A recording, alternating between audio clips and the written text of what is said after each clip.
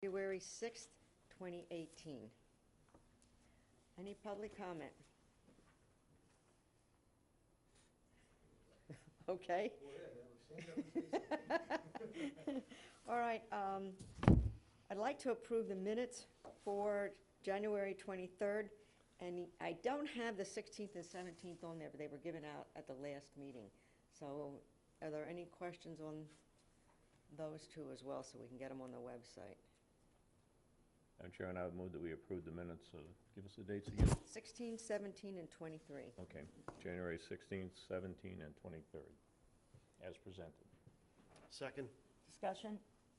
Do you think we should have individual votes only because they aren't listed on the agenda? I mean, normally I wouldn't care, but I'd be happier. All right. Madam Chair, I'll make this simple. I'll withdraw my motion. That will you draw your second? Second. Okay, Madam Chair, I would move we approve the minutes of January 23rd. Start with that one. Okay. Second. Did we vote? So move. Any discussion? No. Okay. Aye. All those in favor saying All in Aye. favor? aye. Madam Chair, so it's a vote. Madam Chair, I would move that we approve the minutes of January 16th, 2018. Second. Any discussion?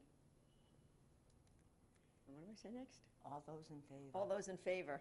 Aye. Aye. Aye. Okay, Madam Chair, I would move that we approve the minutes of January 17th, 2018. Second. Any discussion?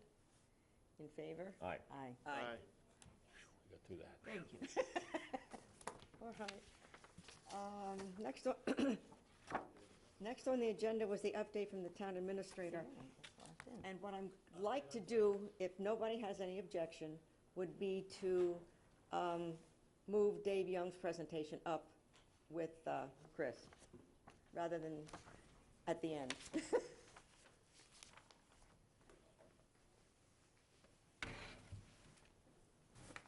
Good morning, everybody. You sleep there David. last night?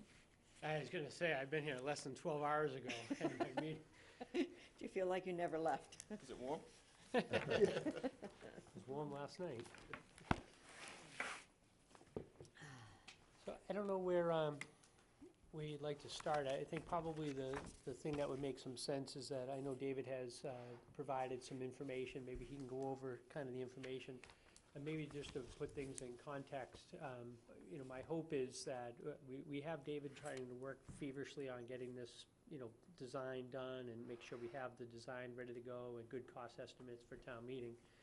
And I kind of said to him that hopefully we can come in and kind of do a data dump, provide you what you need. Some of this material is going to have to get updated because the plans are still being designed. And, you know, I don't think it makes sense to rush a 75-year design plan, you know, for expediency. So he's designing a system that needs to last for a minimum of 75 years and make sure we get it right.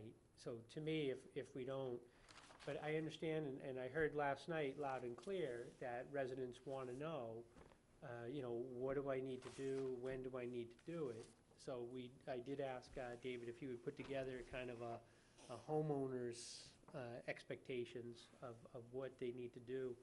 I mean, just so, maybe for, since we are on camera here, you know, the idea is that we would have $22 million, we go to town meeting, layout. He does have a parcel count, and 628 parcels, so we have those parcel counts. We have them by map, and we also have them by, actually, street list.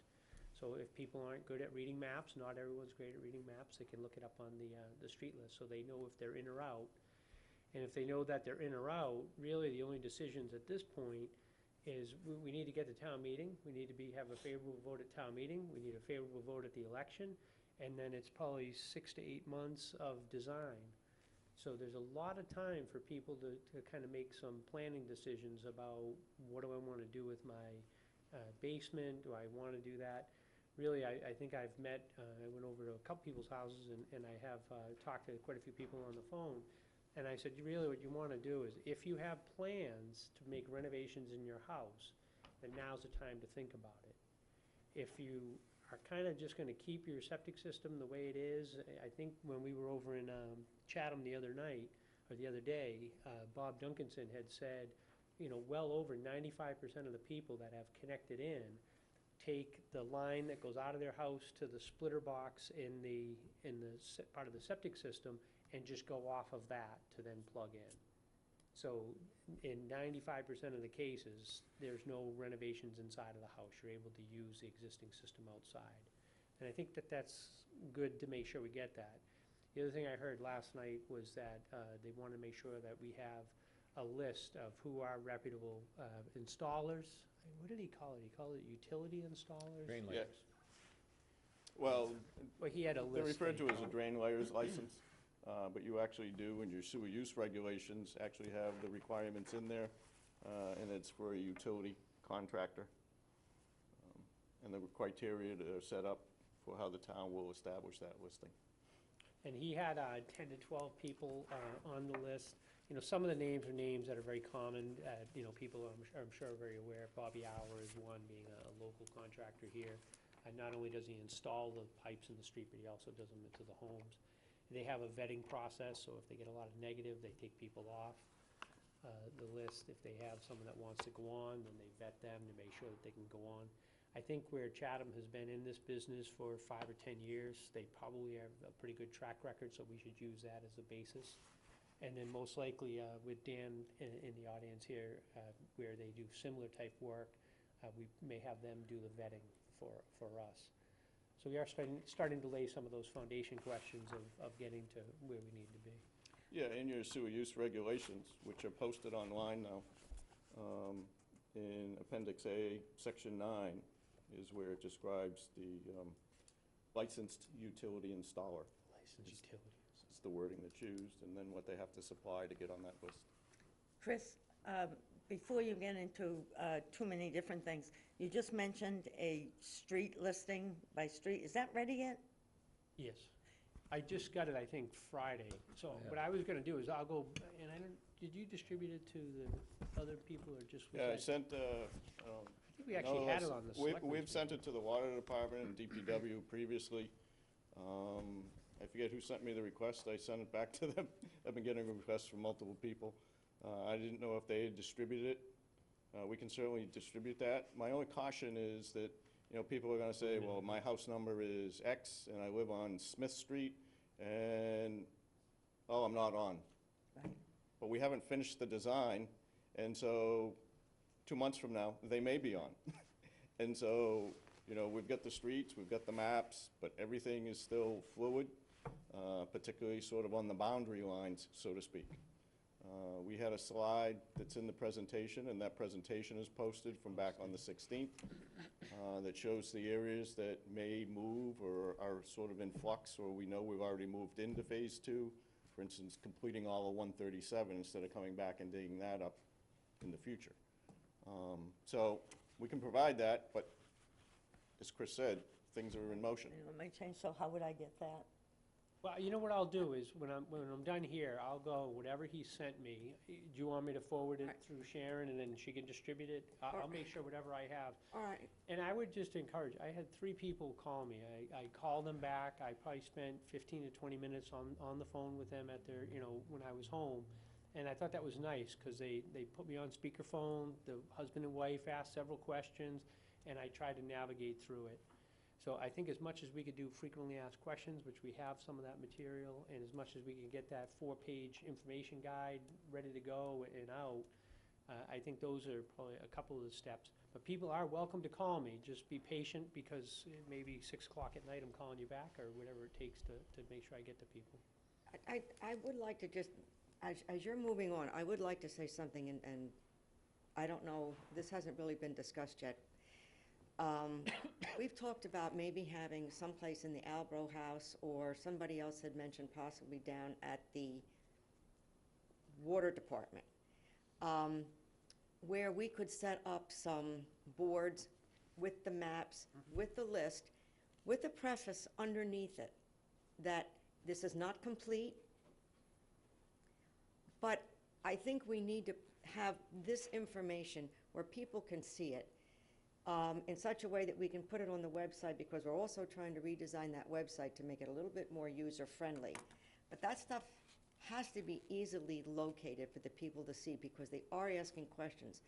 The other issue is we had committed to having meetings in the evening, every third Thursday, I think it's been changed to now. And this is the kind of information we're going to need to provide to the people. So you tell them it's not finished. We don't have it all. This is where we are at this moment in time.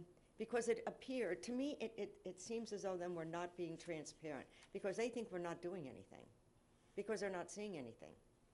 And the few people that might call you aren't the majority of the people. You're not getting hundreds and hundreds of calls.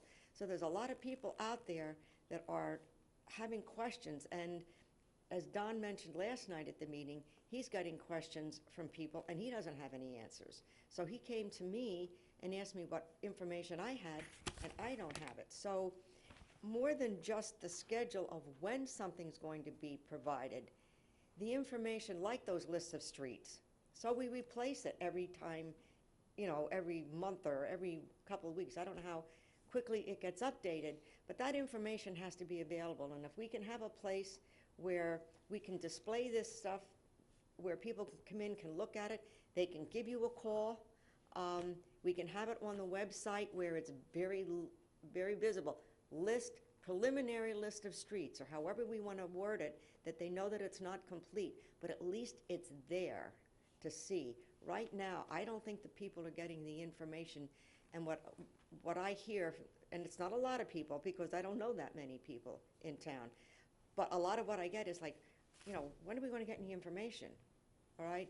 A lot of them feel, all right, they're not going to get hooked up for 2 years, but are they going to wait for 1 month before they're supposed to hook up to start thinking about it?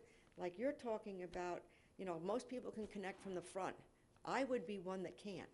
And I'm not going to be the only one that has septic systems in the back that are going to need to think about it, and you're not going to think about it 1 month before you're going to hook up.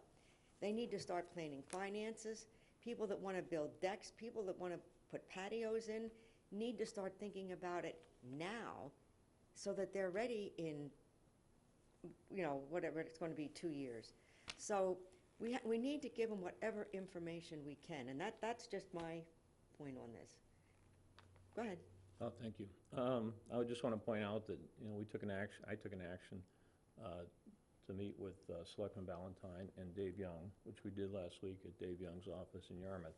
The whole intent was to gather information. So part of what you're going to see today, the schedule is a key part of that, and some other information that we discussed. At the same time, I'll say that Noreen and I took an action that for the meeting next Tuesday, I believe it is, in the evening, Thursday. Next Thursday. next Thursday in the evening, okay, I'm sorry, good thing you told me that. That the way we would present information from this committee to the public is something called a list of, you know, what we have learned since the community center meeting.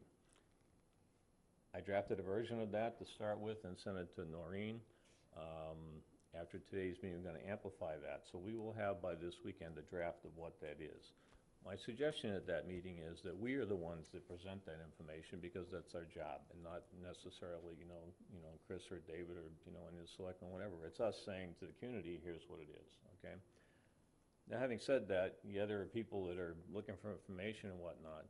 We're going to have some of that. We're going to have the preliminary street listing, et cetera. We're going to have the schedule, which I think is key, because when you look at the schedule, you know, we're at least 3 years away from somebody hooking up to this sewer, okay? And then we're starting to learn more and more information about things like grinder pumps, and, you know, I have a calculation, you know, quite simply, it's about $1.50 a month to run these things, you know, okay, no big deal. Some other information like what does a pump cost? There are some towns that buy the pump and provide the initial pump in the installation.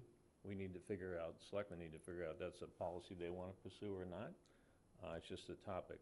The other one having to do with the utility contractors. Before you get there, you need a licensed engineer to do a plan. And that's probably the first step for most of these homeowners. Once you know what the connection point is, what is the plan? And there are, you just go online, you can find 6 or 7 folks that are in the septic system business designing things, like Moran Engineering, et cetera, et cetera. And those would be the first contact for homeowners, quite frankly, because they're going to call somebody and say, hey, I need a plan, why don't you come out? Well, they can pick from those 6 or 7 or 8 or 10 or whatever. Once they have their plan, they can go shop the installation to these other 15 utility contracts and see if they get the best deal. A neighborhood like Larry's, they've already talked about going out and saying, hey, if we do them all, you know, we're gonna get a better deal. I mean, all those things are possible and can happen. And so our job is to provide that information. And I think we need a couple weeks. This is, I think, our fourth meeting, you know? Fourth. And the intent is to get to a week from Thursday to actually give our first data dump, if you will. Okay, and then the other key question, and we're gonna address this, I think, in a minute, is whether or not we take this thing forward, you know, to town meeting for funding or funding authorization. At the spring town meeting, we do something else. So, that's all I have to say. Maybe if I can go through the schedule that I sent to you, Yeah. would be helpful. Yes, go ahead. For the record, David Young with CDM Smith, the town's wastewater consultant. What I've distributed to you is two schedules. The one on the top of the page is a project schedule, and then the one on the bottom is the state revolving fund loan program schedule, which is how the town intends to move forward with funding of that. Where that is sort of the more simpler schedule, maybe I'll do that one first. The town passed, you know, the design money last spring, so we went forward and filed what's known as a project evaluation form with the state to get you on the potential funding list. That is a competitive process. That process occurs every August with the Department of Environmental Protection, working with what's known as the Clean Water Trust, who's the funding arm of it. So we did that in August. They go through an evaluation process. And in December, they issue what's known as a draft intended use plan, which is the ranking of those forms that they receive. You came out actually the highest rated in that process. So congratulations. A lot of that has to do with the fact that you're doing a regional solution with Chatham and it's nutrient removal related. So those give you a lot more points. The final list hasn't come out yet, but where you're the highest rated, you're not going to fall off by any means. It's more the bottom list to see how far they can stretch the money, because they typically get more requests than they have money available. But the next key milestone for you, and this gets to what Mr. Hughes was saying, is to show the Clean Water Trust that you have approved the funding for this project. So that is required to occur by June of this year. So presumably, if you go forward and ask for the funding request and you receive a favorable vote and ballot in May, you'll have no problem meeting that request. Should you choose to wait a year, you would have to resubmit into the whole SRF program again. Can I ask just one clarification on that, Dave? On the design funding that was awarded, was that the funding for both the north and south portions of East Harwich, the design That's money? just phase two. Just phase two, It did not include the design funding for the north portion? not for No, we're phase. coordinating those areas to make sure that they can Okay, feed into phase two, but that area would not be designed for 5 years. all right. I was wondering if the implications, if that was 5 years later, but, okay. Could I just ask on the timeline, if you pass on the opportunity, if we pass on the opportunity for June to get, you know, approved for state funding, and we wait a year, is there a possibility the funds are less at that point in time, you know, less available, no funds, who knows what? I mean, right now, a pot of money has been designated, is that right? Correct. So And they get- that's a known opportunity. What they do is they get money from the federal government, and then they supplement it with some state money to then be able to stretch that as far as they can and get as many projects funded. They only fund planning and construction. They don't fund design. The town is funding the design piece. So I can't sit here today and tell you what the funding pot of money is for the following year, because all the federal budget monies have been being cut. I do suggest, though, and we want people to certainly think about this, that we are in a great position right now, because in the marketplace, you have Chatham that's doing construction, and you have us. And in the wings right behind us, you're starting to see Orleans and Dennis, Yeah. And then you're gonna see Barnstable as well as Yarmouth. And, you know, once we start getting more towns on the Cape with regional applications, we're not gonna be as in favorable a position, I don't believe. So timing is good to get going. The other thing that I'm concerned, we had laid out an expectation for the voters that let's fund, you know, this in 1 or 2 years. I mean, I had recommended the 1, and then you get a 4-year hiatus before we're back. So if we kind of move this thing back, we're gonna be on top of starting to have to design phase 3. So I would be cautious about, let's try to get it done, give people 3 or 4 years of a break of requests, and then come back. Yeah. That was kind of the way the plan was designed. Can I just keep following on with this for a second? Because I think it's important, it's an important topic. So I looked at some numbers. After our meeting, the state revolving fund opportunity is somewhere between 0 and 2% money, depending on what it is and what the color of things are and whatnot, okay? General bond money, if we just go out and borrow municipal funds at the moment, I'm told is around 3.5%. At the moment. I understand, okay? If you run the numbers and say, okay, we get 2% money from the state, say it's 20 million at 2%, I'm just making up these numbers, right? Versus 20 million at 3.5%, okay, if the pot dries up. If you look at a 30-year borrowing, the total savings is something like $5.7 million in interest costs. If you reduce that to 20 years, a term of 20 years, the total savings is about 3.6 million. So what I think has to be wrestled with here is the uncertainty of not having bid prices versus the risk of losing out on this savings in interest by waiting a year. I mean, that's, you know, I think ideally we'd all say, okay, we got bid prices, et cetera, but if there's any risk of not getting that money next year at the lower rate, there's an opportunity cost associated with that, and we just need to recognize that. So. Just so we know all the options, is it, there certainly have to be other projects that towns have had that have, you know, gone later or whatever. Is it possible to somehow refresh that application, just so we know the options, next August, to send in a revised application? You sent in an application to SR. I'm just wondering if that would breathe life back into whatever new, you know, just something to think about. Yeah, no, it would be a similar application. All I'm saying is you have to resubmit. It's a competitive process, and as Chris indicated, you don't know which of your budding towns who Right. will also rank highly will also be submitting. And on that point, where it works on a reimbursement system, let's say, you know, let's say we did get the vote in June, in May rather, and, you know, for 20 million, we wouldn't actually be asking for reimbursement for that construction money for, I don't know, a year and a half or whatever. Does the money's awarded by SRF, is that in the meantime being distributed to other towns, or is it squirreled away, 20 million?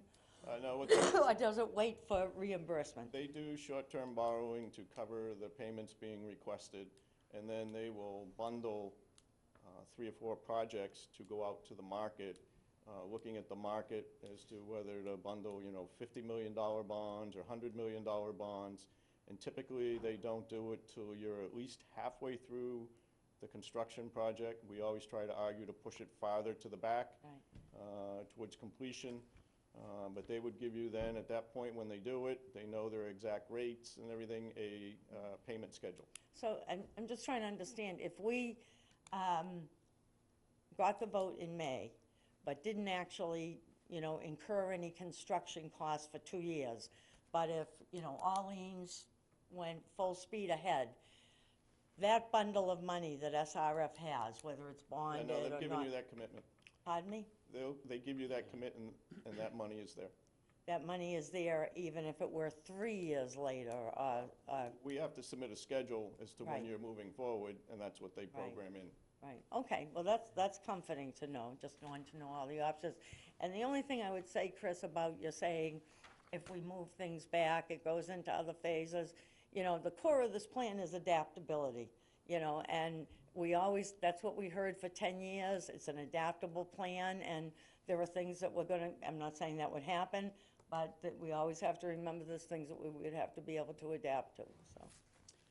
So, looking at June is sort of your key milestone for having funding and showing that to DEP. Assuming you do that, the next couple milestones are, I'm gonna talk about October 1st, because that's when you have to show them that you've got 90% completed plans and you've done all your permitting. So there's a big application that has to go in with all those documents attached, showing the proof of those two items, and that is done in October. But one of those items, in order to try to get you to qualify for less than 2%, there were 5 criteria in there, of which you're meeting 4 of them already, having an approved comprehensive wastewater management plan, not being under a consent decree or administrative order, because you're moving forward, what have you. The key one is to have land use controls in place that's really flow management. Now what that means is the flows that we worked out and put together in the comprehensive wastewater management plan need to have regulations in place that you're managing to them. So that, you know, the big fear that the big resort hotel or something comes in and moves in because that's where the sewer went. Can I just ask, is that being worked on? Let me go. Oh, go ahead. He's All right. answering you. All right, go ahead. So yes, we have a draft of that. We've had brief discussions with Chris and Dan. We're trying to finalize a draft to get back to them this week. They will be looking at that, and then ultimately that will be brought forth, probably to you folks even for comment, but the selectmen acting as sewer commissioners will need to ultimately adopt that program. We've modeled it after a couple that we've recently done, following Mansfield, Foxborough, and Norton. They all just went through the process, and essentially what we're doing is taking the watersheds that you're all familiar with, the 5 watersheds, and then the 3 areas that were outside the watersheds, being Great Sand Lakes, Harwich Port, and the campground areas. So we've created 8 sewer service areas, and we've taken the flows from the comprehensive wastewater management plan that were allotted to those 8 areas and saying this is what you're going to manage to for that. Now, if you need to increase the flow in a certain area, there's criteria for doing that. You would move it from one of your other areas. If you want to increase it above without moving flow, there's action items in there, such as, you know, town meeting votes and what have you. But that then goes to DEP and the Department of Housing Commission at the state, and they have to approve the action and the program that you're putting forward. So that is in the works, and that will be coming forward, but that will be your 5th item in order to make sure that you could potentially qualify for less than 2% interest. Now, I want to temper that a little in that a lot of those less than 2% have gone for treatment plants to date. But I honestly have not looked at the list to see where the treatment plants rank and this and that. They theoretically allot 1/3 of the money in the bucket that they have each year towards nutrient removal or the 0% interest loans. So if there aren't a lot of big treatment plants there, you may be able to dip in and, you know, they may apply it to the highest rated sewer program. So after October, if you go to the next page, the next key milestones are they would issue permission because they've reviewed the application. Sometimes they come back looking for additional information. But they would ultimately issue an approval for you to go out to bid. We're looking at bidding 2 contracts right now anyway. And as we explained at the public meeting, that's so that we can get in the size range of where we think you would get good competitive bids from multiple contractors. So, you know, roughly speaking, they're both in the 10 plus or minus million range. Nothing to say the one that wins the first one can't bid on the second one, and you may end up with one contractor on both contracts. But we would look to be doing that in the January through March timeframe. And then ultimately, you would receive the bids. We'd submit that with recommendations to award to DEP, and they would issue you an authorization to actually award. And then, you know, all the paperwork starts with the SRF program, so. So that's the funding portion. The key point, as Selectman Hughes raised, you need to show, to stay on this timeline, that you have approved funding by June to DEP. So having said that, let's step back up to where we are in the project. The good news is, the town had the foresight to authorize us to go out and actually do the aerial survey last spring. So that was done last spring, so we didn't have to wait until fall with all the leaves to fall off the trees. So we actually had a jump start, even though a lot of people have indicated, what's going on? Nothing's going on. Well, the survey has been going on since July through December is when we finally got all the sheets in for the area. As I indicated, there's some overlap in areas with the Phase 3 area so that we can make sure we're coordinating Phase 3 areas that have to connect into pipes in Phase 2 in the future. So we finally got that in December, and we've been going through and checking that now. I do have sheets for you, but I apologize. I left them on my table in the office in Yarmouth. I will get them to you. And so if you look at the schedule, we started in July, but the survey has been going on through December. We've had meetings with Chatham to coordinate that during that period, but really, we couldn't start looking at detailed layouts beyond what was done in the preliminary till we actually had the survey in. So now that we have that, we're spending the next 3 months to look at alternatives, trying to get as much gravity sewer pipe connections as we can. Some of the areas, though, are low pockets, and it results in some deep sewers if we do that. So we're trying to make sure that we've looked at all options so that we can minimize putting people on pressure grinder pumps or putting in package pumping stations. Always finding pumping stations is a difficult part of this project. But that's the process that we're undergoing right now. So all those design alternatives, as you can see in the third task, are underway. We think we'll be done with that and have a good understanding of then being able to do the preliminary design, final design going forward. But we'll do an updated cost estimate using costs that we have from multiple projects, looking at costs that we've seen from other projects here on the Cape. And we'll have that in early April. And then you'll be going to town meeting with that number in May. Similarly, the costs that will be updated, and we had a discussion at our meeting last Friday with Chatham. Chatham, working with their engineer, is looking to update the cost for the pumping station that will be located in Chatham that Harwich will actually be connecting to. That pumping station takes, the majority of the flow is actually coming from Harwich, takes some flow from Chatham, and then pumps to the Chatham Wastewater Treatment Plant with a pipe in the street up to the Chatham plant. So they're in the process at that point as well of updating the cost estimate of what your share of the pumping station and pipe will be for that. You're carrying right now, I think it was $2.4 million. One question on the timing of the cost updates. I noticed a line about the fourth one down under the SRF schedule, David, and it says funding authorization required by Mass DEP in June of 2018.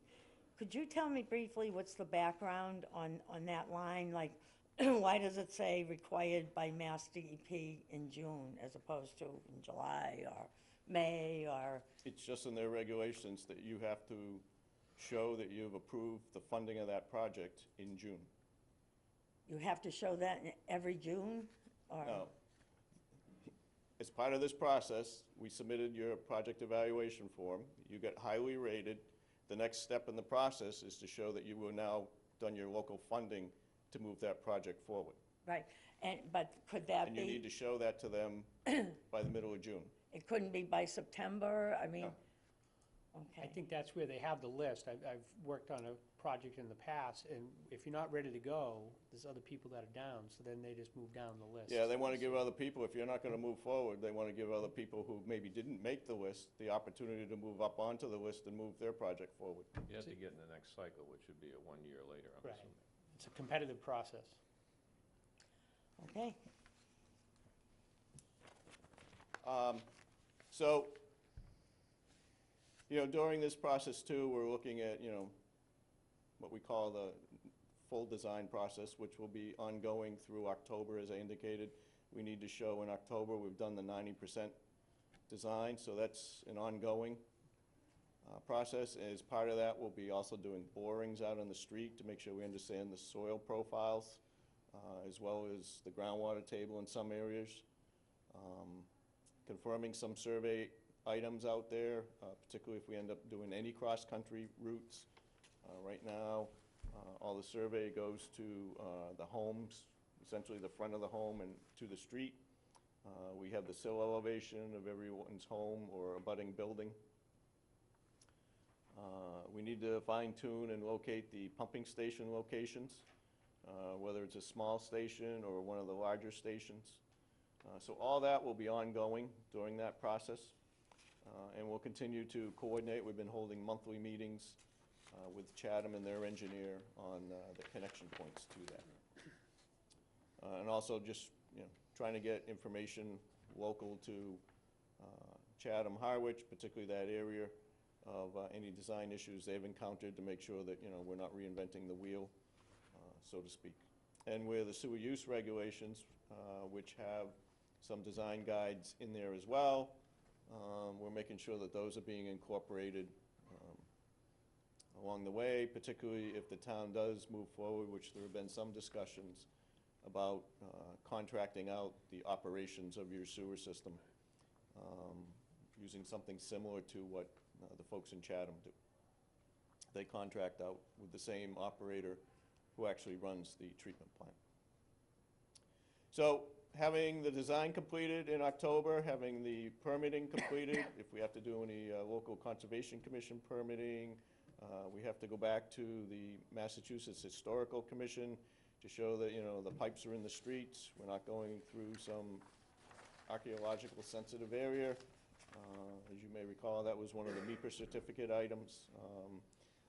I believe there was send something back to show what type of pumping stations are being located for the Cape Cod Commission. All those things are under that permitting window, so to speak.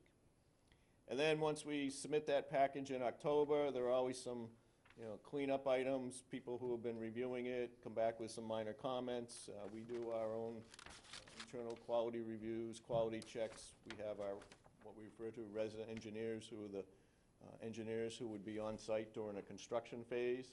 We typically have them come forward and look at the design documents to make sure, anything they see or would recommend for cost savings or quality control type of thing. So that would be done, leading to actually going out to bidding. If you flip the page, in February, March, April timeframe, again, that's really just to cover the 2 contracts. And then construction potentially could start, particularly the first contract anyway, in May. We're showing a lighter color in July, or June, July, August. We need to determine whether the town wants certain streets to be off limits, and we would need to put that in the contract documents during the highest tourist season. But certainly there are other sort of residential areas that could be worked on, and that's another reason to try to split into 2 contracts. And then they would move forward with construction September through, again, May. Certainly weather dependent during the winter, but none of the Mass Department of Transportation requirements kick in, because you're not actually on a Mass DOT controlled road.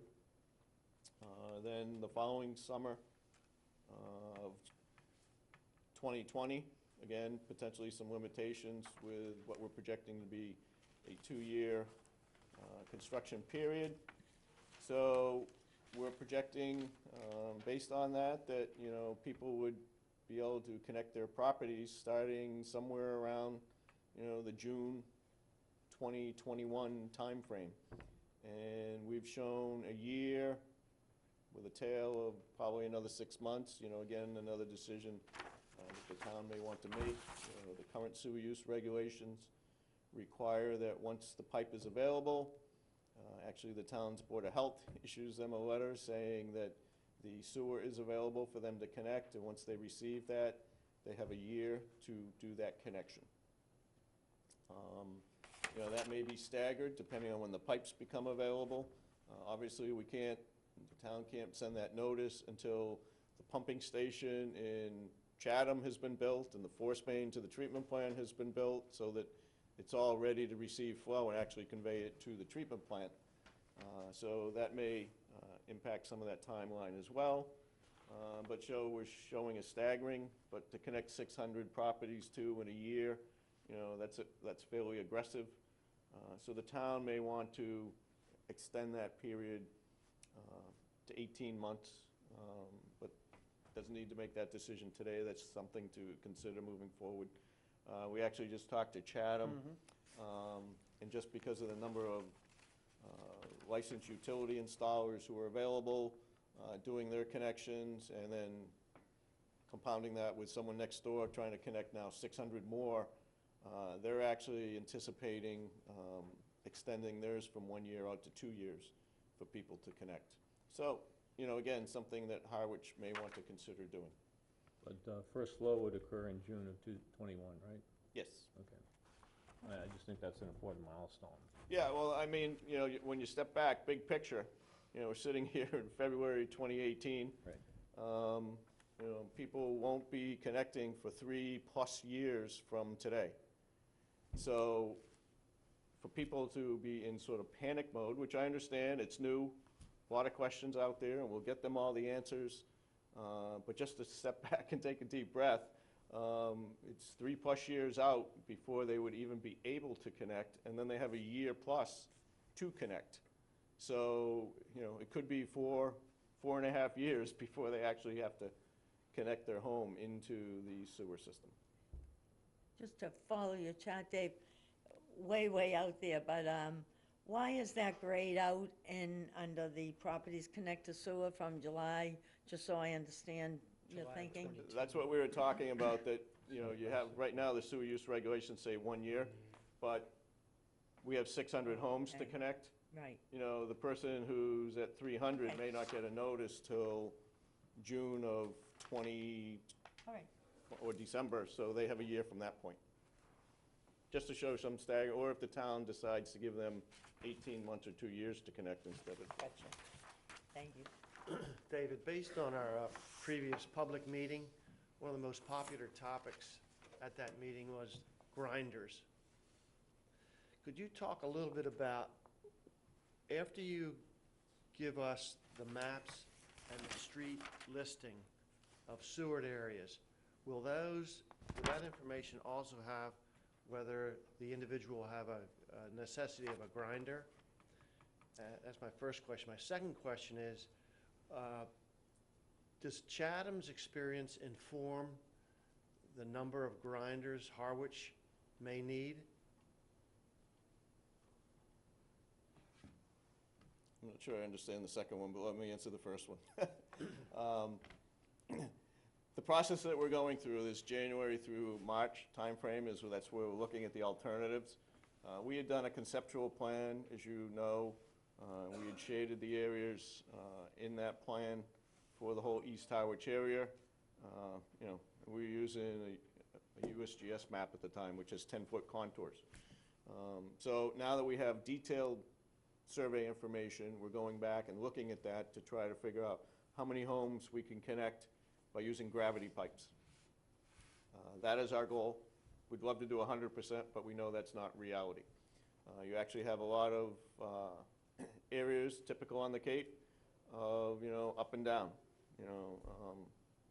That's just the topography here on the Cape. So either a development may have a low point that we just can't get out, so we need to pump it out, but If there's enough homes in there, and we can run gravity to that low point and put a pumping station there, then that's what would be done.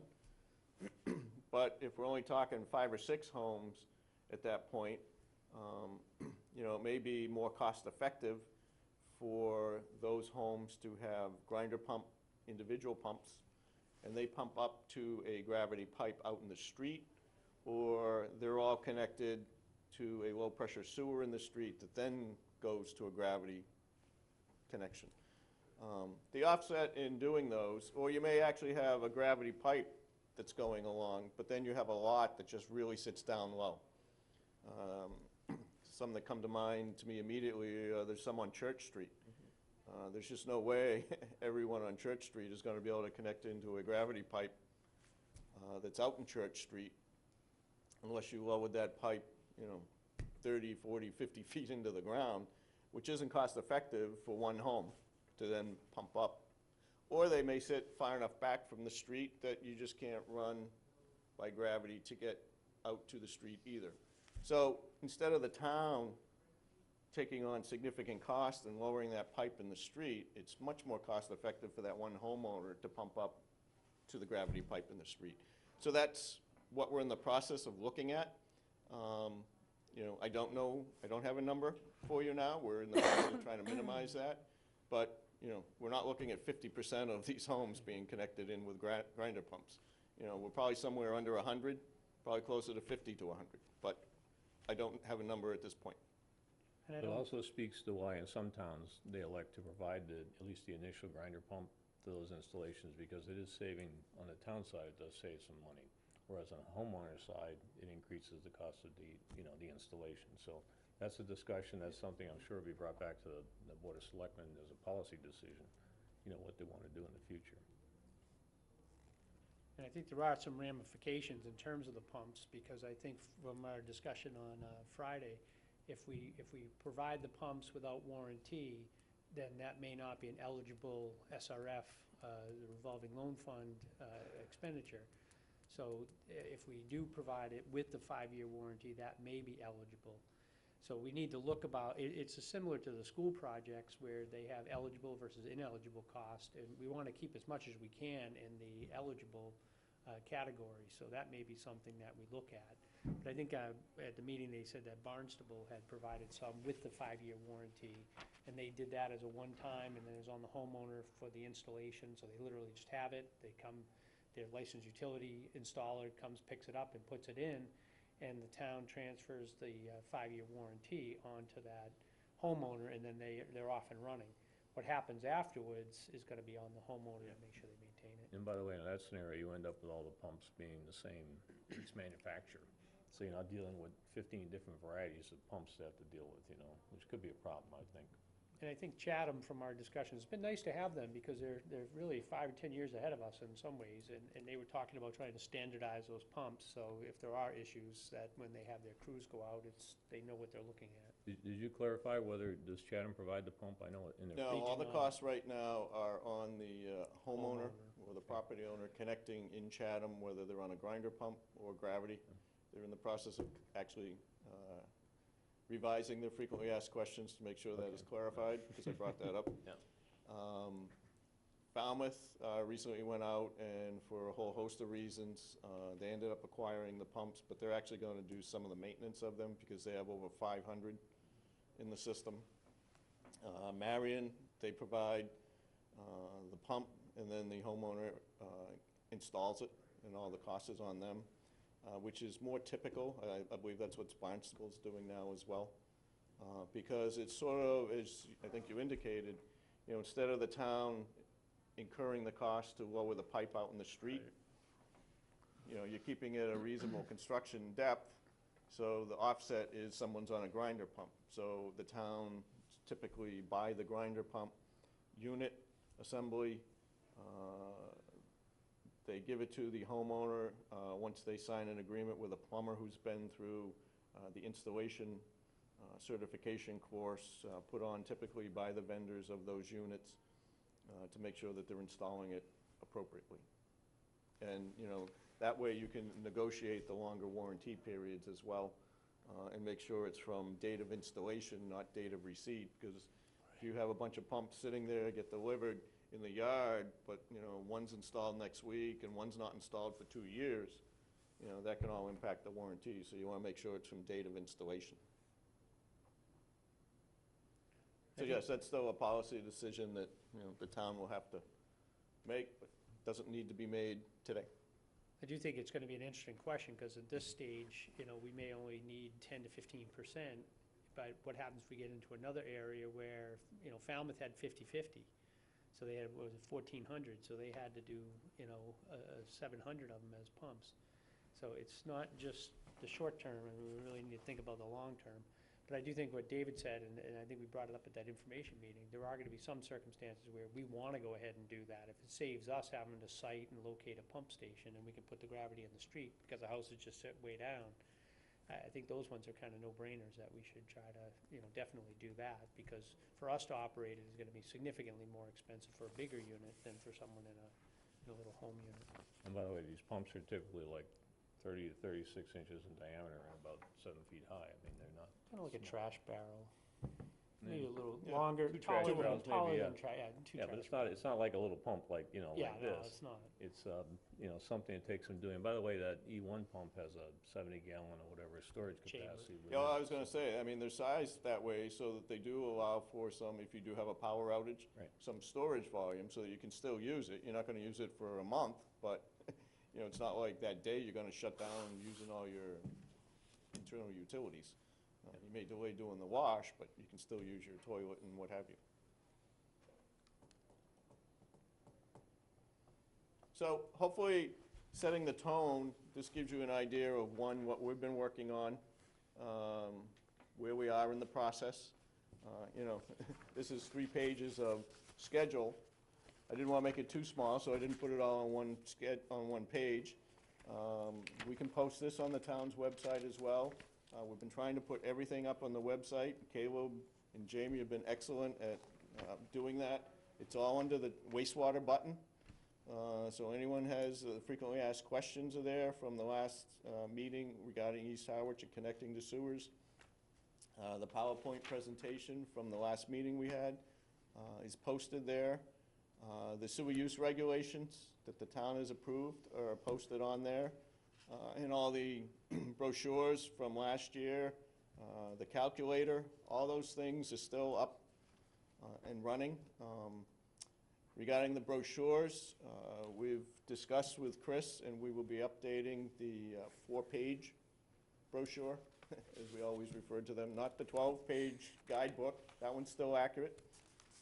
And the cost of sort of the 1-pager of the 3 cost alternatives of if you're connected to the sewer, if you're gonna remain on Title V, or if you have to put a nitrogen-sensitive system in. Remember that one that showed it's 3 times more costly if you have to do it on your own? That one's still valid.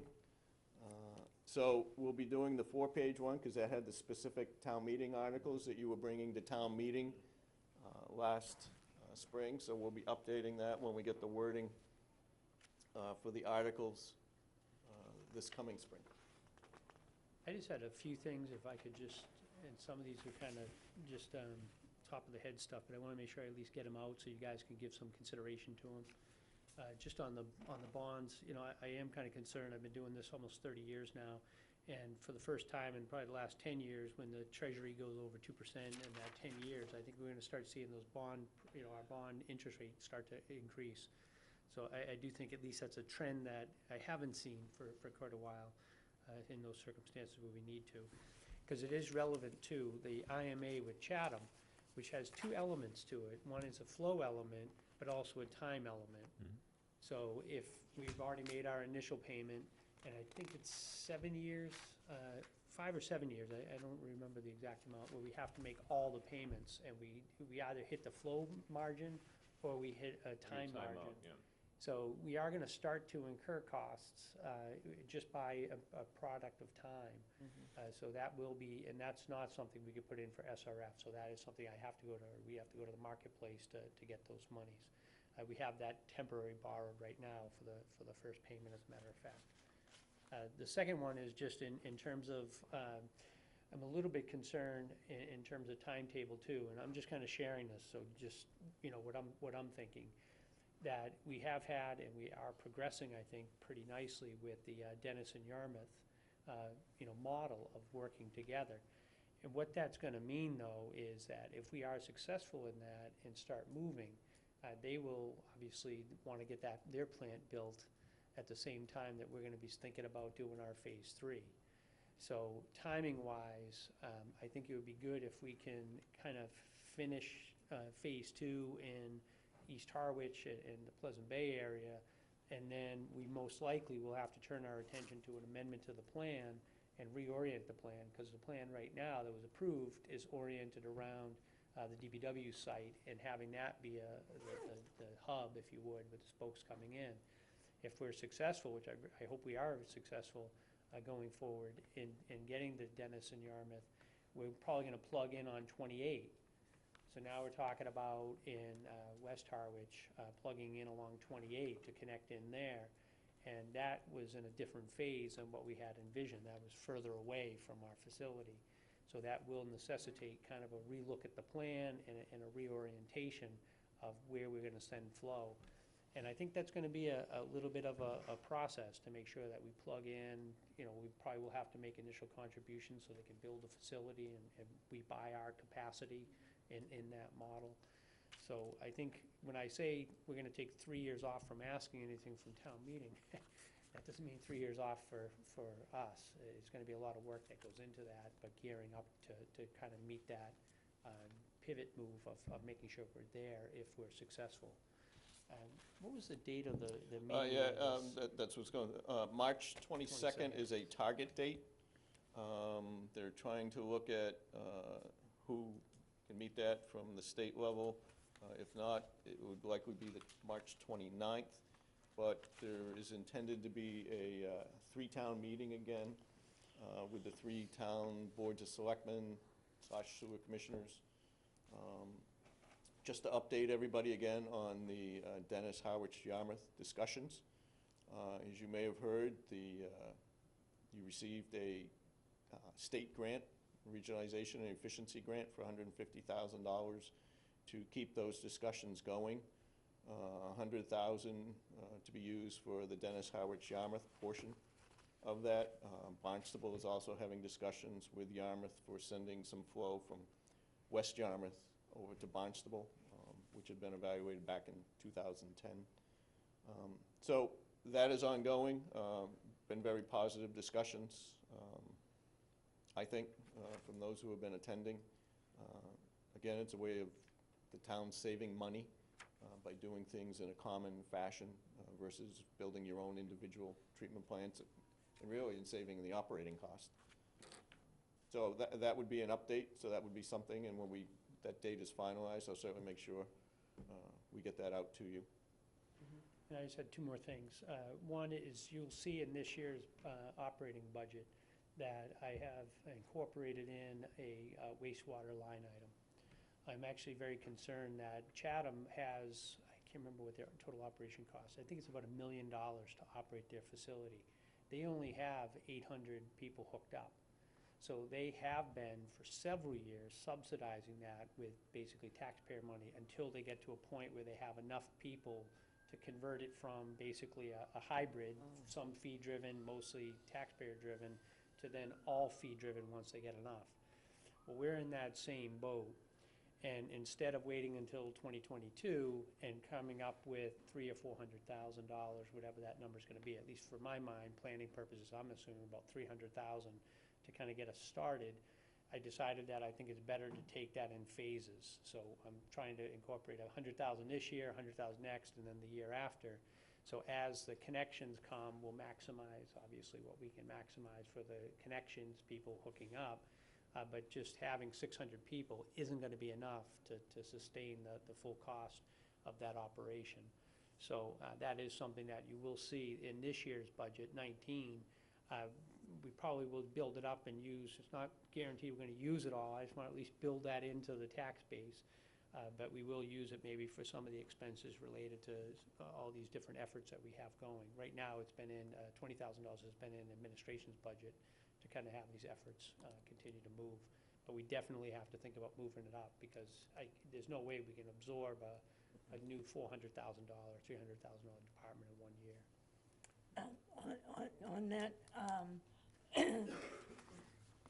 I was pleased to hear that you certainly thought ahead and started taking that tack to cover those costs. I do still feel that by the time both the north and south portions of the Pleasant Bay area are connected, they should be able to support the Chatham facility, because it's 1,000 homes, we're only sending the flow from 1,000 homes. One should equal the other, or we have to rethink, something rather than subsidize forever. But I do get a little concerned, Chris, when you talk about putting it in now for the O&M costs for the Chatham facility, but possibly using it for other things. So, I'll leave that there, but hopefully it could be well-defined so that come 2022, we don't think we have 300,000, and then we realize actually some went to Dennis Yarmouth effort or other efforts in 18, 19, and 20. It's just my feeling. Yeah, I think the idea, at least from a budgeting perspective, is if I don't build it in now and build it up, then Right. it becomes a shock, and then how do I address that? And I think we have 23% capacity, that is what, 23% of their plant. If their plant's $1 million, then just the plant cost alone is $230,000 is our initial estimate for what we have to come up Right. with. So So that's where I'm if you kinda- build it in the budget now, you're doing it as an article, otherwise it won't carry over. I'm having it in as a new budget, a new Right, division. but that will end at the end of the year. Money would roll back, yeah. My intent is not to use it, it's to start to build up to make sure that we don't have that shock 3 years from now. How will it build up if it rolls back to the general fund? Because next year's budget will already have 100,000 in it, so then I'd just add another 100,000, and then once that gets built into the base, then move up again. I'm sorry, but how would next year's budget already have 100,000 in it? If you put it in as a budget item, and it gets turned back to the general fund in June, you're then starting at 0 for that expense or target. No, I mean, let's look at our police budget, just take that as a for instance. It's let's say $5 million. Next year, as part of the property tax, that $5 million is already still there, and then if we expand that up, then we expand that up. He's not carrying the cash forward, he's only carrying the amount Yes. paper forward. To So say he it- has a base that says this year I have 100,000, so next year I'm gonna increase that budget to 200,000, but he's not carrying money over. It would actually it would fall to free cash each year, Right. but the idea is to build it up as we go. So when we're ready to cut over, we have the capacity to do it without a shock. He's not building a reserve account this All year. right. Yeah, not building a reserve account, it's not a capital appropriation. Okay, so by 2022, you'll start at 0 on July 1st, you'll put in 300,000, and that's what you'll have to subsidize it. I'll have, beginning of FY '22, if everything goes according to plan, we would have 300,000 built into the budget to put towards the Right. subsidy. But no money in the bank. No, yeah, we wouldn't have a savings account. Okay, so any monies that you put in 19, 20, and 21 should not be spent at all unless they're defined. Correct.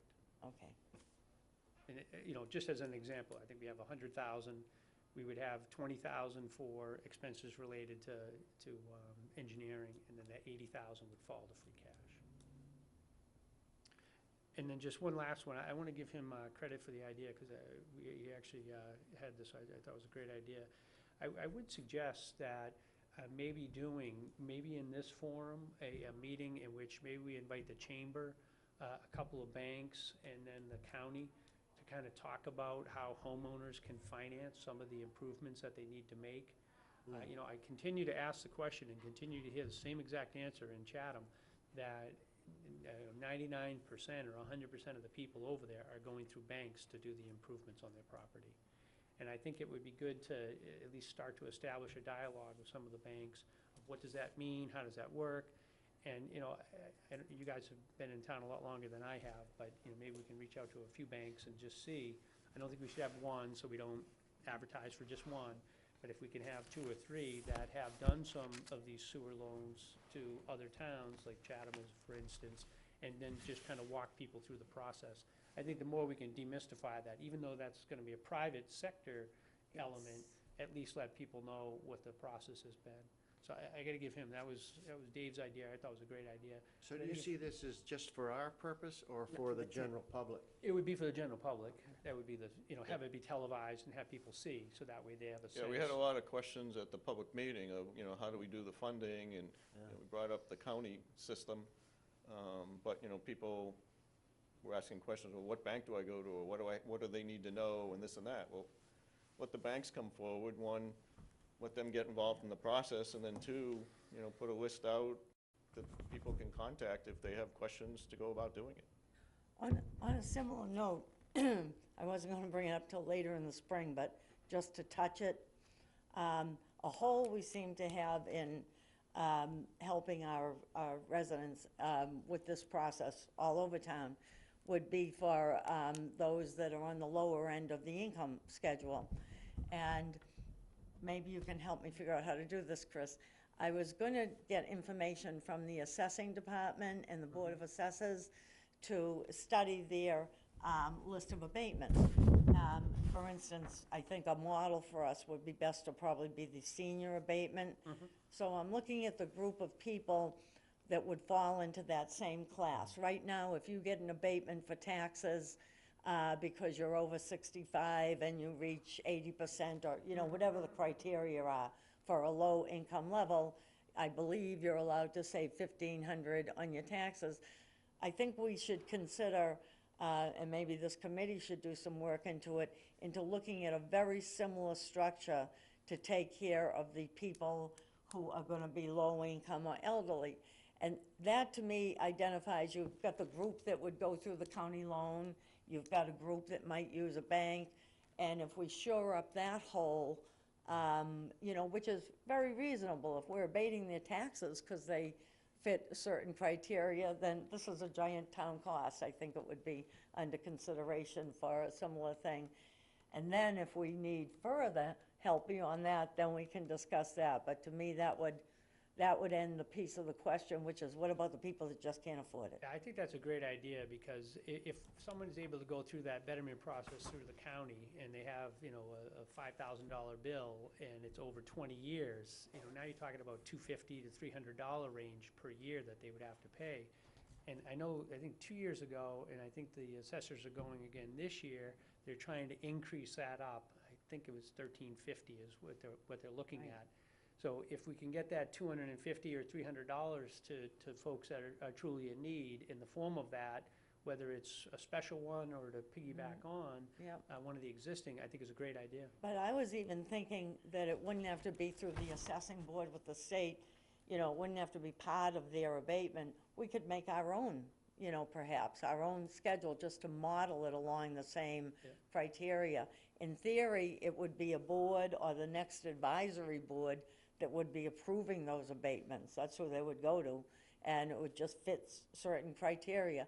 What I don't know is things like, if it's not on the tax bill, how do you abate it? Is it legal to send them back a check if they purchase the hookup cost? So, but, that's further down the road. But I'd love some assistance in working with the assessing department. Makes sense. Do you want to talk about the special legislation article? It might need special. Did you try to join it? Or do you want me to? You can go ahead. Okay. One of the other potential town meeting articles that you may be bringing up this spring, too, has to do with the Dennis Harwich Yarmouth discussions. The three subgroups that have been meeting on a monthly basis have tentatively agreed, but they want to have the discussion with the boards of selectmen on that March meeting that I indicated. But they've been looking at potential governance models for if this were to be set up for the community partnerships. They've been looking at the Mansfield-Foxborough-Norton model, which I think many of you have seen the overview of, if not the agreement. And that required filing of special legislation to create that district. And so they went through a process, and each town needed to file it to ask for their state representatives to file that legislation. And what the legislation does is allow for the potential to create the district. And then there would be an agreement that would be developed for that. Now, the thought is that the towns would bring back both of those decision points to each town's town meeting. One, the ability to file the special legislation to potentially create a district. And then two, if an agreement were formed and the recommendation from the three town subgroups was to create a wastewater district or community partnership, that agreement would then be brought back to the town meeting, each individual town meeting for approval as well, some time frame down the road. So the three towns are looking to potentially, and they've been working with your town council and others. We provided the wording from Mansfield, Foxborough, Norton, but working with your town council, John Giorgio, who presented options at the last meeting, different governance models, and the recommendation was to move forward with that MFN Regional Wastewater District wording. And so the wording of that town meeting article is being finalized now to potentially present at that March meeting and then get, input on whether to move it forward at each community's town meeting this May. When you say the word district, I'm sorry, it's community partnership. okay. Yeah, we're not using the word district. I'm trying to remember the exact terminology. It's not regional and it's not a district. So it doesn't affect any of the SRF or any? No, actually, the MFN Regional Wastewater District got a SRF loan. They're in the process of doing a Okay. $30 million expansion right now. I'll block my ears. They have 3 customers, Mansfield, Foxborough, and Norton. They only issue 3 bills. But in regard to the 0 versus 2% loan, as I indicated, they actually got over 30 million, I'm rounding off. 10 million was geared towards a treatment upgrade for nutrient removal, and the other 20 million was roughly for expanding the plant, another 1 million gallons from 3 to 4 million. And another 10 was for upgrading the previous plant. So DEP, in trying to stretch their dollars, said, all right, we'll give you 0% for the 10 million related to treatment upgrade, nutrient removal, and then we'll give you 2%. Now, when I say 0 and 2, it's actually like 0.2 and 2.2 because they add administrative percentages on top of that. But for talking purposes, it's 0 and 2. So, they ended up with whatever the math is, a 1.35% loan type of thing. You call that community group? Community? Yeah, we have a name that we discussed at the last Yeah, it's meeting. the Clean Waters Community Partnership. Yeah, Clean Water Communities Partnership. That's original. Well, it's after the Clean Waters Act, so. It's 3 towns trying to all work together. It's the so- DHY Clean Waters Community Partnership. I just wanted to make you aware that there is a town meeting article that potentially could be coming forward. It's not saying you're committed to joining that group. Just to give us the ability to negotiate over a year to put it together. Right. I know there are other things to cover. I also know Peter has to leave at 10. And it seems like one of the most important group discussions to have is about what form an article takes in May town meeting. We've just gotten a ton of information, but unless there are further things, that seems to me the most key discussion. Yeah, just in terms of timeline, I have to get the operating budget, so I gotta get the budget message done by this Friday. So I'm in process of doing that. And then Friday is also the deadline for people to submit articles. Right. So my plan is to kind of focus on articles. So I do hope to have a draft, by next week, so there'll be something. I don't think I'm gonna go too much creative other I than don't what we think we already need have it. submitted. I don't think we need a draft. I'm just talking about, is 20 million in or out? That's really the bottom, I the think your bottom question line. is, are you taking the construction of this thing? Right, The funding authorization of it, to town meeting this spring or wait?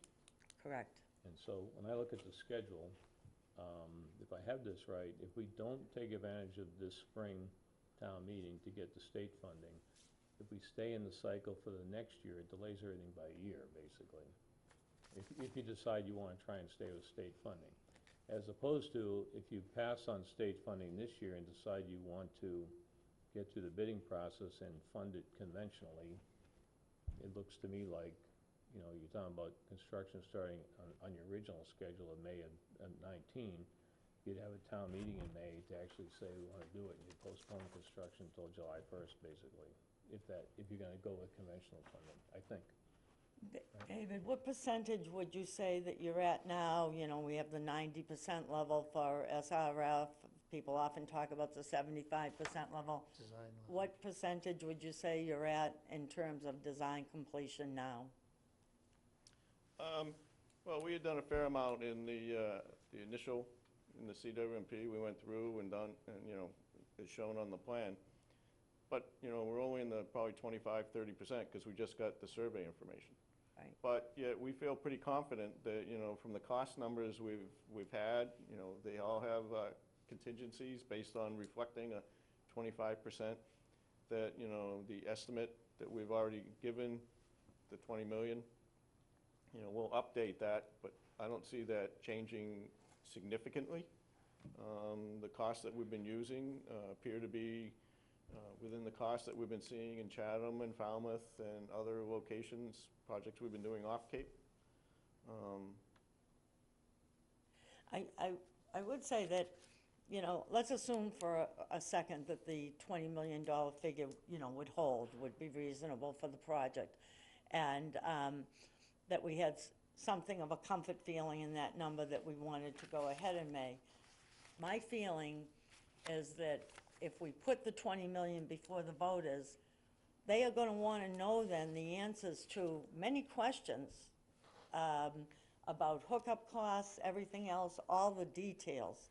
Whereas if the 20 million is, and I'm not saying put the 20 million off because of that, but if the 20 million isn't this May, I think the public will have not as much urgency about the answers to those questions. And having been a homeowner near a large project, I do understand when people say it's a few years away, don't worry about it. But when it's your own yard, your own rose bush, your own deck, believe me, we worry, you know. So the thing about it's 3 or 4 years away would only personally make me even more worried, you know, more time to worry. But, you know, that's me. I wasn't trying to say the project is so far away, don't worry about it. Right. I'm just saying you don't need to be in panic mode. There's a Right. logical process that we're all going through, and I understand this is the first time for Harwich to go through this. So that's why we're trying to provide the schedules that Right. hopefully ease people's Right. minds. You know, I think if you waited a year, one, you're gonna get inflation rate, two, you're gonna get more competition from around, so the prices could go up. We don't know what's gonna happen to the markets. The petroleum markets impact this because it's PVC pipe, which is a petroleum-based product. You're gonna have a lot of paving going on, which is petroleum-based, so all those costs could tend to creep higher. Right, there are So definitely. there's a lot of those those reasons ones, that, But what I was saying was that if, in fact, we are going for May, I truly feel that we have to have the hookup costs, you know, really defined. We have to have the methods of payment for them really defined. We can't get an abatement thing, like an assessing thing, through special legislation or even an article written by May.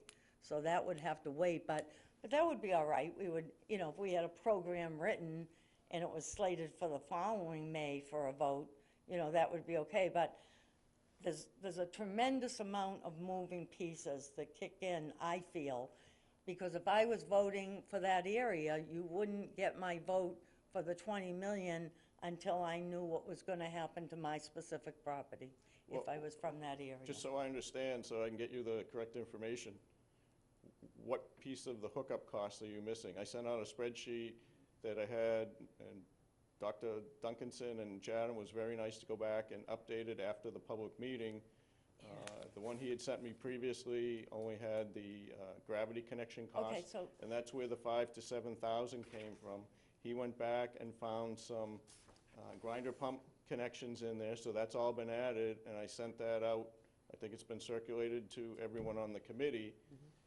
Everyone's home is gonna Right. be different, So, but so what it would be would be to know for sure, to be able to tell people. I think it would be hard for them to vote if they don't know if their home is part of it or not. I mean, that's my opinion. That's why we'll know that We'll in know that. the end of March, early April, Yeah, we'll per know the that. schedule. Right, okay. I think the issue here is, this board is not gonna, or this committee is not gonna determine whether this thing's taken to the May town meeting. That's, the Board of Selectmen have to figure that one out. That's their job. Our job is information-based, basically. And so I view it this way: if we're going to town meeting with this spring, then we need to put the gas on the pedal here as far as this committee and how it generates information, et cetera, et cetera. If it's gonna be delayed for a year, then we all, okay, now we, not that we don't slow down too much, but, the pressure's taken off a little bit. But so to me, that's a key decision, whether it's gonna be try to take it to May or not. Now, my question, not having been through a lot of these articles and warrants and timing, when, and this is going to be directed at Chris, when will the board likely make a decision on whether they're going to go forward with this in an article? I mean, I get the impression that these have to be in. Well, I had alluded to earlier, for private petitions, people that want to put something on the warrant, they have to be in by this Friday. So they have a timeline to get private, something all right, in. okay. Administration, we already have like placeholders that we know that we're going to get in there. So we have those. I didn't bring my schedule up with me. But I think really by, let's say, mid-March, I think we want to have the warrant in really good shape. And when I mean really good shape, not just placeholders, but the actual language. So when would the board likely, not that you can pin, I mean, I Yeah, don't I need would- an exact date, but when is the board likely to make the decision? When is this going to be Yeah, I discussed? When would is it guess going to? just based on the calendar, it's more mid-March, so that way we know what the warrant's gonna look like. But my job is just to put together the draft warrant and then send it to the selectmen. Last year, I sent it with the full amount, and they took out some elements, we changed it. So at least administratively, what you see in the capital plan is what I'm gonna reflect in the warrant. All right, so somewhere around the middle of March, we should I think know that's probably what the safe. board is planning on I doing. think it's probably safe, yeah. All right. All right. David, just to be clear, I wasn't asking you for more hiccup info. No, I want to make sure we get you the right information. No. I meant there are decisions the town has to Okay. make about, do we subsidize or anything else? No more info? Okay. Just a street listing from somebody. But we'll get this. But I will say that, the information that was passed on about the Chatham experience, one caution I would make there, in some cases, there are some pretty big numbers. I think you have to look at the fact that, I don't know, on that list, there might be 25 or 30 installations on that list, maybe in total, and that's not representative of the total system that they put in to date, which is a couple hundred anyhow. So people either decide they want to respond or not respond. There are some in there, I think, to get into condos with multiple units, and that's kind of an oddball one, I think. So you got to be a little bit careful, if you don't caution folks on what's there, they can grab onto a number and say, it's gonna cost you $40,000. It depends on the details. I Yeah, mean, Absolutely. And I think, you could have a house that's a 20-foot setback, Right. and it's a slam dunk gravity-wise, and you could have another one that's 400 feet in the woods, and it's a huge cost. and I think Dr. Duncanson put that note on the table that a lot of the grinder pump installations that were there were homes that were farther from the street, so they actually needed to pump to the street versus elevation change and stuff. So, again, it's very much individually, going to be an individual cost. I remember with 124 and some other projects, the engineering firms involved brought in those real-life models, so you saw the whole section. Oh, Remember? cross-sections. Yeah, and I thought at the informational meeting of the 16th, it was said that at some point we will see something like that in real-life form. Maybe you didn't say that. I think we showed the cross-section. I don't think there was a plan to do every individual. Yeah, we showed some typical sections. We didn't show it quote to scale for any individual home, but we showed, and they're in the PowerPoint presentation, Okay. multiple options of plans of how they might connect out to the Yeah. street, and then a cross-section of what's on the property line, what the property owner is responsible for, and then what happens on the town right away, Okay, Is I it- didn't. which I think gets the information you'd be looking for. Is there a possibility to get I know you can't cover every possible scenario, that would be monstrous. But some of the more common scenarios that you talk about as far as what an individual homeowner would need. In other words, like if you're having to, if your septic system is in the back, I know Ann keeps bringing this up. If it's in the back, your options would be to go through the basement or, go around the sides. And then depending on whether you're high or low, could there be some general scenarios of what these types of people will need? You will need to have a gravity pump or a grinder pump. And like I said, I know you can't cover every one, but some general scenarios of what's going to be needed so that people can say, oh, I would fit into this category. I am probably going to need this, and this is likely what it might cost me. Like I said, you can't cover every scenario, but the more common ones. For instance, let's say you have an apartment or a grouping of like condos or apartment type things, and can they connect? What are their, just some general scenarios of what they could possibly do instead of them thinking, oh, I'm going to have a separate connection all the way out to the road myself, versus the possibility, which I'm guessing at this, having the different apartments connect into one and then that going to the Yeah, that gets the all street. into property ownership and all those things. Is it a single property owner, or is it individual property owners, and all those things, so.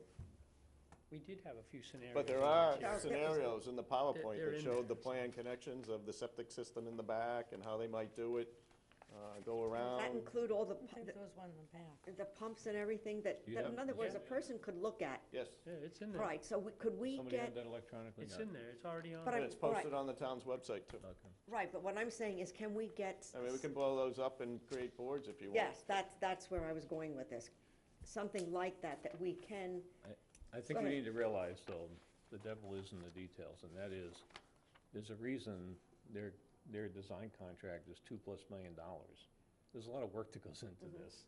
And we're trying to, unfortunately, we don't have, everybody's pipe connection or sewer connection figured out at this point in time, but those things have to be worked out over time. I mean, it's not, you can't spend $2 million in 5 minutes. I guess you could, but there's a reason for this, and there's a reason that the number is, I don't what it see is. one in the back, but I saw one on the side, but maybe there Yeah, was. we'll look at the website and whatnot, so. go ahead, Just use the mic. yeah. And I gotta leave in 4 minutes, so. All right, I'll try to be quick. Watching the discussions, it seems like, obviously Dave and Chris are trying to move the big picture, and the wastewater support committee is trying to pull the information together to make it understandable for the layman, the person who has to hook up.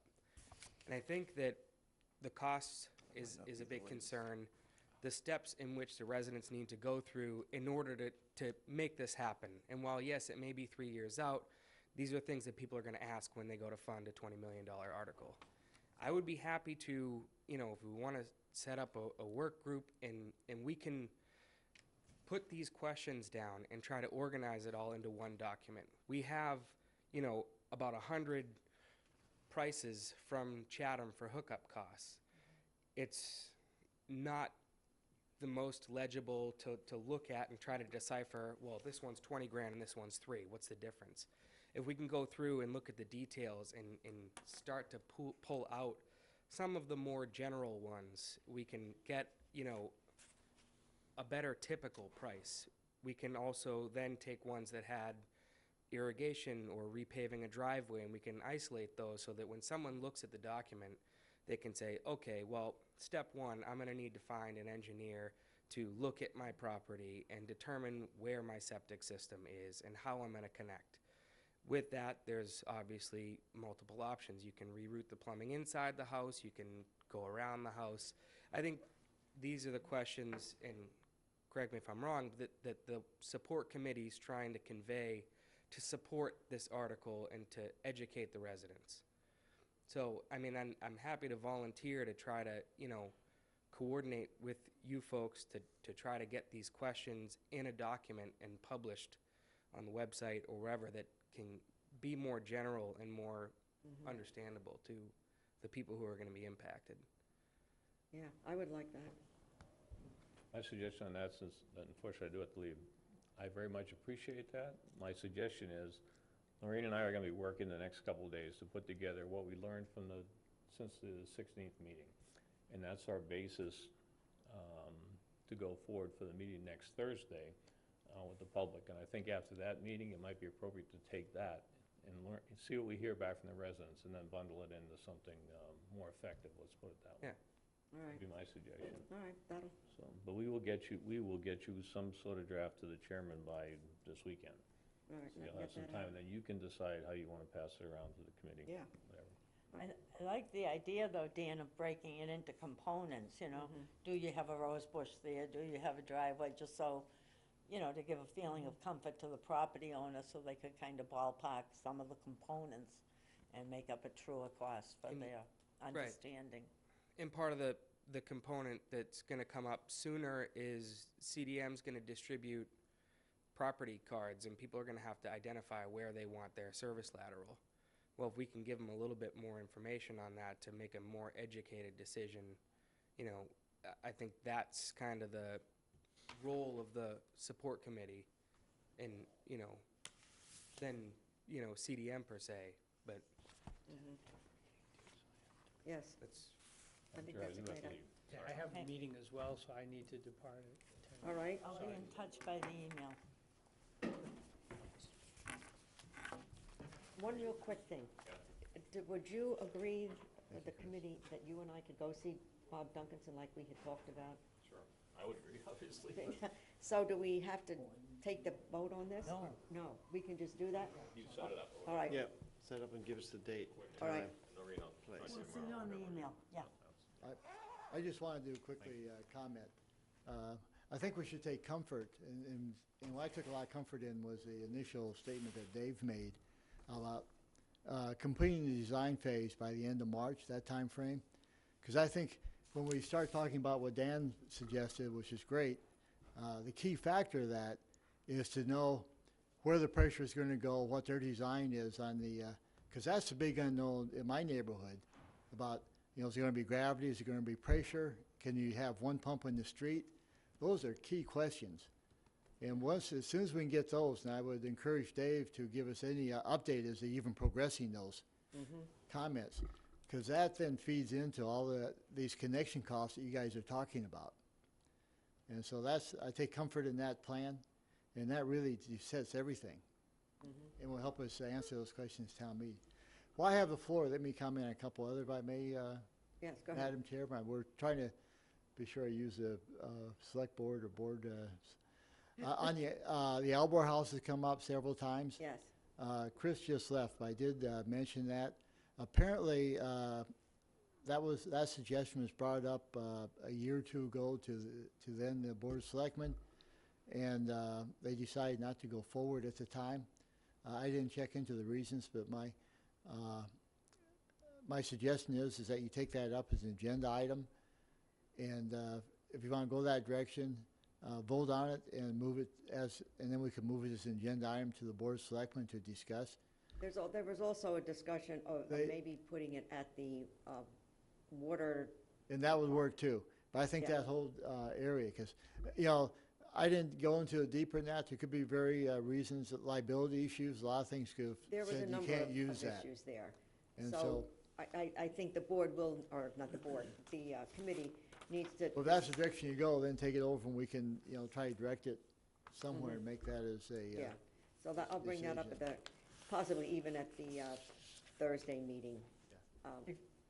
Before Larry, I have a question for Larry. So it seems like in a while, we're gonna be asked for some input on this year's version of the 4-page brochure for town meeting. And there's no way, I mean, this committee certainly could look at part of it and critique it, but a big part of it will be the town meeting article. So I'm just saying to our selectman that's present, we can't do one without the other. So till you folks confirm what will be in, not the actual wording, but what will be in that article, we can't talk about completing the brochure. Can you clarify that? Because I think Becau- that we have a draft article that is pretty well set even now. I think Okay, so, the issue, as you know, will be the dollar value that we're trying to get as close as we can to update that. If it's, okay, so you're saying that we are gonna ask for the construction money this May? I think we will, unless there's a really good reason not to, and that's the decision you're talking about. I think that's what been a lot of what Peter brought up with David, is that Okay, our fear is that we go forward and we don't have the details that you're asking about. But it looks like if No, we a get lot- these the end of March, we should have the critical. Go ahead. There's Sorry. been a lot of talk about, we might have had a little confusion with the harbor project, some other projects, and a lot of people have, a lot of selectmen say, I don't want to go to town meeting anymore without a bid. I've heard that said. So I guess I'm just saying, don't ask us to critique a brochure if we don't know Right. if the construction money's going for, that's all. And I've always said, I don't want to go to town meeting unless we have our act together. But at the same time, I don't see how we can, the way Davis explained the SRF funding and so on, I don't see where we get, the ideal world would have bids come in and have an exact price. I don't think But we're there. It just I seems think we like, want, it seems I like think we want comfort that we have as good as estimate as we can get. perhaps the selectmen should agenda that item and discuss it, because if you don't confirm that to the middle of March, then how are we gonna finish a brochure for town meeting? Okay, I see your point. We'll be looking at town warrant articles at least by then, and we can, that, in the past, that's always taken several meetings to look at that. I know, What I'll do is ask that that be put up as a first rung exactly, to give us time. right. Because there are some who say we want a bid, that's all, I know that. yep, I'm not quite there yet. I want like 90% confidence that the number is right, right. but I don't want to, Well, I'm I don't want open to to make that a different firm things, but commitment. we But the board have to itself know, is, time is, we debate a lot of subjects, so that'll probably be another one we debate some. thank you, All right. Larry. Dan, I just have a question for you. Are you open to the idea of possibly having a room or whatever the area is at the water department where we could set up some boards with some of the information? This did come before us before, and the only issue is that our main lobby really doesn't have room. Yeah, it's pretty much like a small little hallway with a desk for the admin staff. Okay. We do have a conference room, but it's not like obviously it's all public, but it's Right. kind of through the building. I don't know I mean, you're welcome to come down and take a look. I mean, we certainly, I don't think would be able to fit, multiple, like, Or- 3x4 boards. Right, because I know that has been, somebody had mentioned that to me, and I just wasn't, having never been in the building, I really had no idea what it looked like. So as far as a discussion between whether we could have a space at the water department or at the Albro House was, I mean, we have, I'm 99% sure, I have, the wastewater brochures up, on our small counter space. I'd invite you down and just come take a look, and if we can come up with something that will work, obviously I'm happy to host. I think one of the statements that was made to me that somebody would be there every day during the day, that if somebody walked in, not necessarily that you would be there to answer questions, but you would be there. I honestly don't know how it works, or the setup with the Albro House, whether it would be open all the time during the day, people could just walk in. I don't know how it works. I'm just. So, another thing to think about when we're trying to select a location, I mean, and typically when people are coming in and out of the water department's office, it's usually for business, whether it's for a real estate transaction or something to that effect.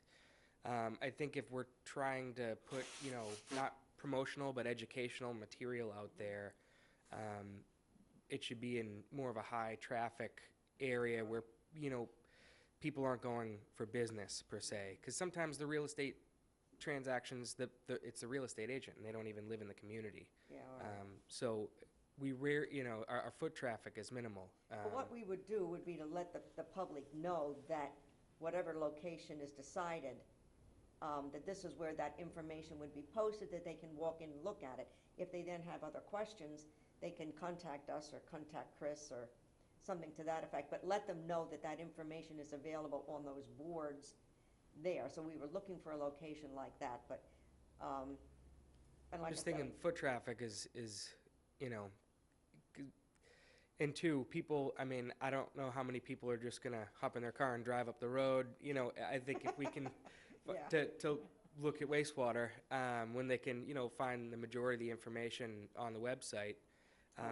You know, I don't wanna volunteer at the community center or the cultural center or something like that, but where we have people coming in and out that aren't there for business, and it may catch their eye as they're walking in and say, oh, let me, you know, Yeah, all right, something to Alright. that effect. all But right, that helped, thank you.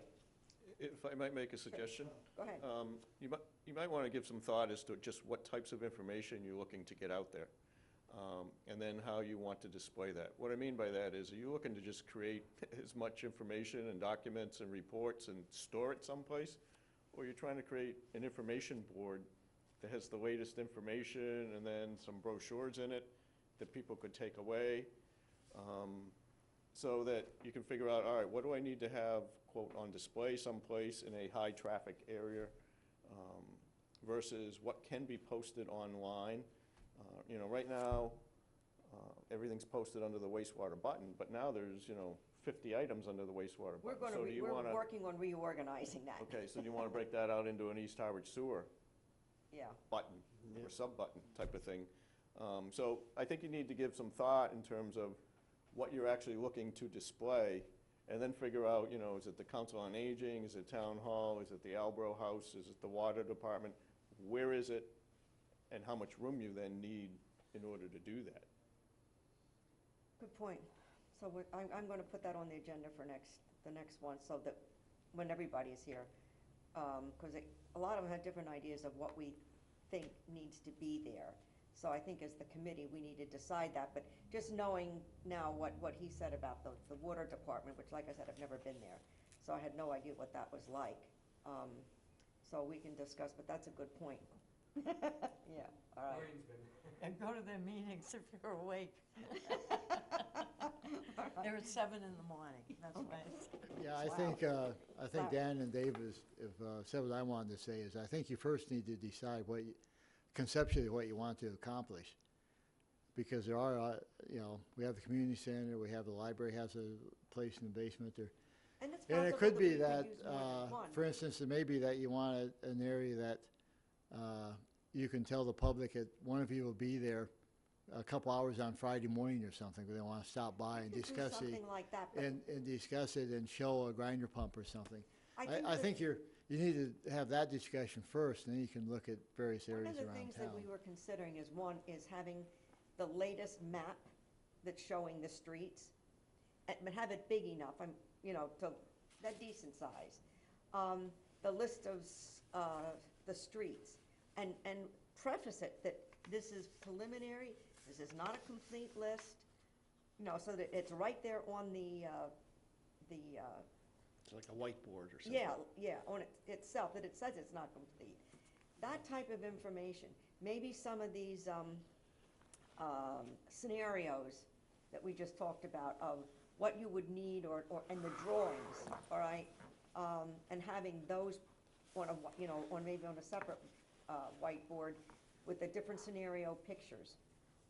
Something that they can visually look at, and then if they have questions, all right, and maybe have some of the brochures there, but then basically have something that says if you have questions, they can call Chris. I don't know if they can get back, if it's appropriate to get back to somebody here on the committee that we can then get back to them. But that was what we had originally talked about, something that they can visually look at that's big.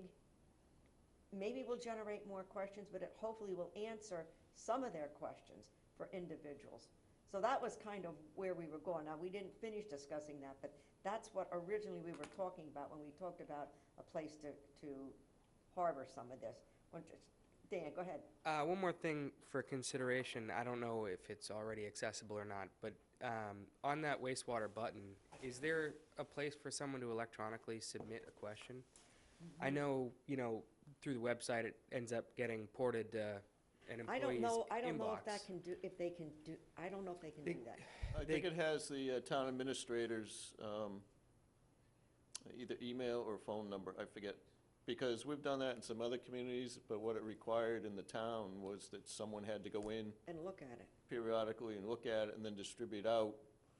We actually created for the town of Dennis a website that actually comes to our office to do it.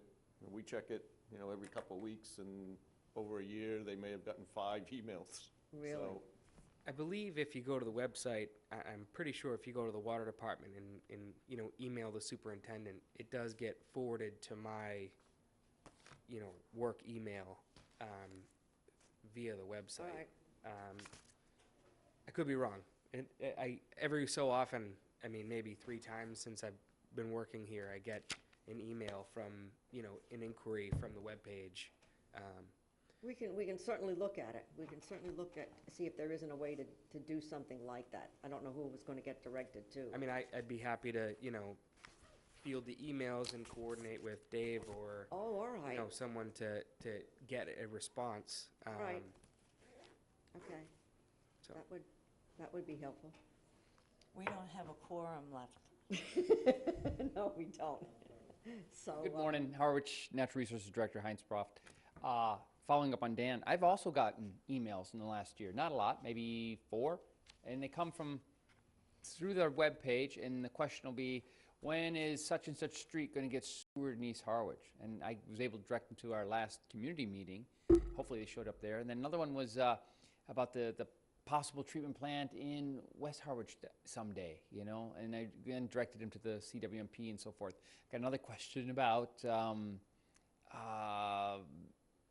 nitrogen loading and an embayment, and I was able to give them information that we've had. But I always will direct them to something on our current webpage or an upcoming meeting, whether it's a community meeting or back in the implementation committee days or this committee or a presentation. So I get them through the town webpage randomly somehow. Well, maybe we can get it set up that they would know if it has to do with wastewater and storing, that there'll be a specific agree. one, and if it's put there, whether Dan fields it and then moves it on, but that would be a good place. I agree. Good That's an point. idea. All right, thank you. All right, since we no longer have a quorum, I guess the meeting is adjourned.